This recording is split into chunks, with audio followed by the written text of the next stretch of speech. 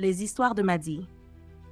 Le vent de l'histoire souffle parfois si fort qu'il efface les traces des empires les plus vastes, mais au cœur du Nigeria actuel, dans les terres rouges de l'État de Kaduna, subsistent des murs de terre que le temps n'a jamais pu abattre. On les appelle les Ganouar Amina. Ces remparts ne sont pas seulement de la pierre et de l'argile. Ils sont le témoignage vivant d'une femme qui a brisé toutes les chaînes de son époque pour s'imposer comme l'une des plus grandes stratèges de l'humanité. Imaginez le XVIe siècle. Le pays Haoussa est alors une mosaïque de cités-États rivales. Kano, Katsina, Gobir et bien sûr Zazzau. C'est un monde où le commerce de l'or, du sel et des épices bat son plein sous un soleil de plomb, mais où chaque caravane doit craindre l'acier des pillards. Dans ce monde d'hommes, de sabres et de conquêtes, une jeune fille nommée Amina observe. Elle ne regarde pas les bijoux de sa mère, la puissante reine Bakwa Turunku, elle regarde les tactiques de cavalerie de son père.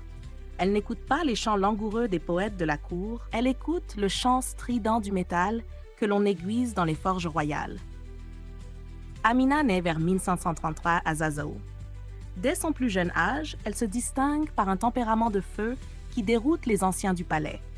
Dans la tradition de l'époque, elle aurait dû attendre sagement qu'un mariage politique scelle l'alliance de sa famille avec un royaume voisin, devenant ainsi un simple pion sur l'échiquier du Sahel.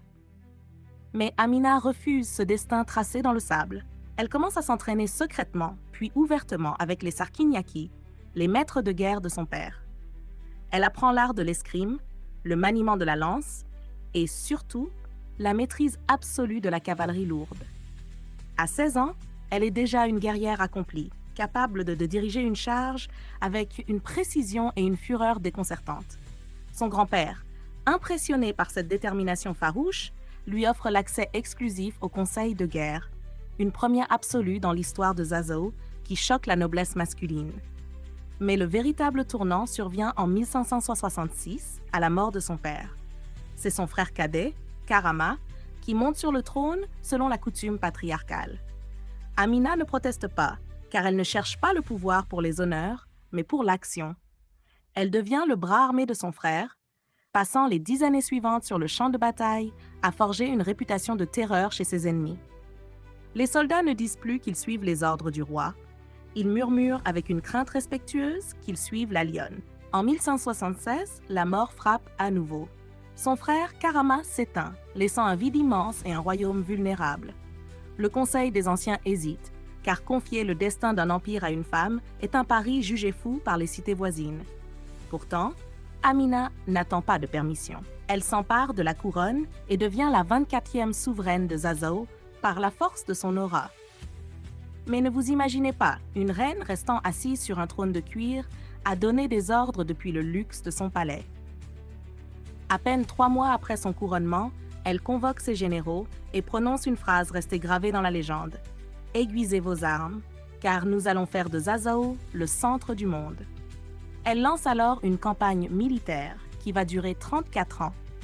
34 ans sans jamais poser les armes, 34 ans à dormir sous une tente de campagne sur la terre nue plutôt que dans la soie de ses appartements royaux. Sa stratégie est révolutionnaire pour l'Afrique de l'Ouest. Elle est la première à introduire l'utilisation massive de l'armure de métal pour ses cavaliers et même pour leurs montures. Imaginez des milliers de cavaliers Haoussa étincelant sous le soleil brûlant, chargeant comme une vague d'acier sur des ennemis terrifiés qui n'avaient jamais affronté une telle puissance technologique. Elle conquiert les cités de Kano, de Katsina et étend son influence jusqu'à l'Atlantique au sud et au fleuve Niger à l'ouest. Partout où elle passe, elle impose un tribut d'or et de main-d'œuvre, mais elle fait quelque chose d'unique qui prouve son génie politique. Elle ne détruit pas les villes conquises, elle les intègre à un réseau commercial global. Elle fait construire ces fameux murs de terre protecteurs autour de chaque campement, transformant des villages vulnérables en forteresses imprenables que l'on voit encore aujourd'hui. Mais chaque légende a sa part d'ombre, et c'est ici que l'histoire d'Amina devient fascinante et parfois terrifiante pour l'imaginaire collectif. Amina a toujours refusé le mariage, affirmant avec mépris que si elle devenait l'épouse d'un roi, elle cesserait d'être la reine pour devenir une simple propriété. Pour elle, le pouvoir est une flamme sacrée qui ne se partage pas. La tradition orale raconte pourtant qu'elle n'était pas insensible au plaisir de la chair. Dans chaque cité conquise, elle choisissait le plus bel homme de l'armée adverse pour passer la nuit avec elle. Mais le matin venu, avant que le premier rayon de soleil ne touche l'horizon, l'amant était froidement exécuté. Était-ce par cruauté gratuite ou par une volonté stratégique de ne laisser aucun homme se vanter d'avoir possédé la reine, protégeant ainsi son aura de divinité intouchable et terrifiante? Cette part de mystère a nourri sa réputation de force surnaturelle, de sorcière de la guerre. Elle était devenue le feu qui brûle les cités, une souveraine dont la seule évocation du nom faisait capituler les garnisons avant même que le premier sabot de cheval ne frappe le sol. Sous son règne, Zazo est devenu le centre névralgique du commerce transsaharien. La richesse coulait à flot, les caravanes de milliers de chameaux apportant le sel du désert et repartant chargés de noix de cola, d'indigo et d'étoffes précieuses. Amina n'était pas seulement une tueuse de rois, elle était une bâtisseuse d'économie, une visionnaire qui comprenait que la puissance militaire n'est rien sans la prospérité commerciale. Cependant, même les flammes les plus vives finissent par s'éteindre sous le poids des années. Vers 1610, lors d'une ultime campagne à Attagara, la grande Amina rend son dernier souffle. Les récits divergent sur sa mort. Certains disent qu'elle est tombée l'épée à la main au milieu de la mêlée, d'autres qu'elle s'est éteinte d'épuisement dans sa tente, son corps ayant enfin succombé après 4 décennies de guerres incessantes. Mais sa mort n'a pas signé la fin de son influence, bien au contraire. Elle a laissé derrière elle un pays métamorphosé, une culture Haoussa renforcée et un exemple d'indépendance qui continue d'inspirer des générations de femmes et d'hommes à travers tout le continent. Aujourd'hui, son visage est partout, des timbres nigérians aux statues monumentales qui gardent les entrées des villes.